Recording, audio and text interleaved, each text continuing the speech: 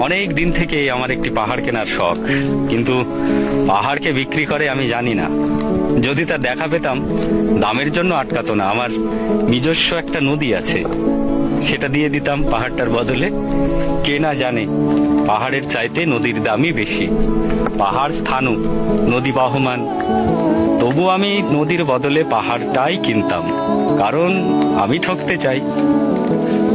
নদীটাও অবশ্য কিনেছিলাম একটা দ্বীপের বিনিময়ে। ছেলেবেলায় আমার বেশ ছোট্টখাটো ছিমছাম একটা দ্বীপ ছিল, সেখানে অসংখ্য প্রজাপতি। শৈশবে দ্বীপটি ছিল আমার বড় প্রিয়। আমার যৌবনে দ্বীপটি আমার কাছে মাপে ছোট লাগলো। প্রবাহমান ছিপছিপে তন্নি নদীটি বেশ পছন্দ হলো আমার।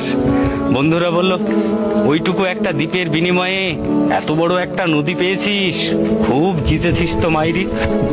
তখন জয়ের আনন্দে আমি বিহ্বল হতাম।